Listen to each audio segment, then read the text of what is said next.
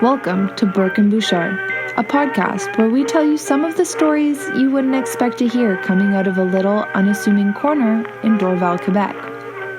I'm Cailin Woodward. Let me show you my neighborhood. I was at the stage of my life that I had to open a business. I worked for other people for quite a few years. And when me and my partner, we saw January 1992, this location here that was for rent in the Gazette, we came over here. There was a sign at the door. We looked at the sign, we met the owner, and we opened this place, and we became successful, I would say. That's George Sapekis, the owner of Barbie's restaurant. He's a happy, gentle man who spends much of his time at the restaurant greeting customers, delivering meals to tables, and making sure the customers are enjoying their experience. Our goal is, once the client leaves, just for us to be sure that he's happy, he's really happy, you know? George moved to Quebec from Greece in 1977. The move was recommended by his brother, who was already living in Montreal. George worked as a waiter in a few different restaurants over 15 years before he decided it was time to open his own.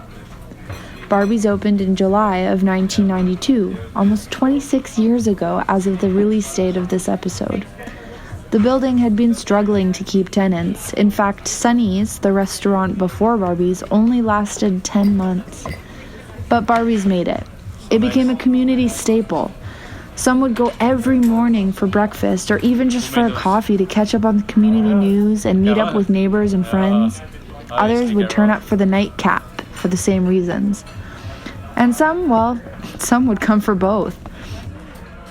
I had the chance to meet one group of women who have been Barbie's regulars for more than 15 years.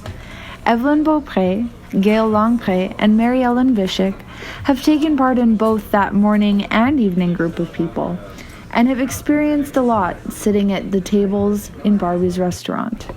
This is our therapy. We call it that. Cheaper than a shrink. Yeah, it's fun. We laugh.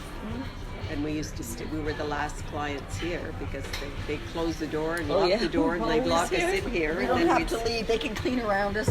Yeah. These women, along with some of the other Barbie's regulars, act like consultants for George and his business. George credits customers for their suggestions on both the outdoor terrace and the food specials that Barbie's offers on special days like Valentine's Day. He takes the advice of the customers, just like he takes it when they give him the gears and poke fun at him. It's like a family, a second family.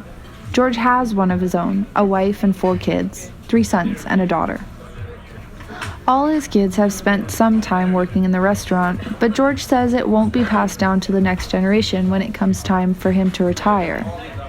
I know they won't come here to work. So I'm happy from one side. I'm happy. I don't want them to do the life that I have, like being here for supper all the time, not being home with family. I'm happy for that, and I'm sad because I have to start to think what I'm going to do now.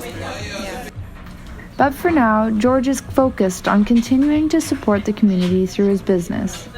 One Sunday a year, Barbie's hosts a breakfast and donates all the proceeds to help the community, like hospitals and children's foundations. Barbie sponsors community sports teams like children's soccer.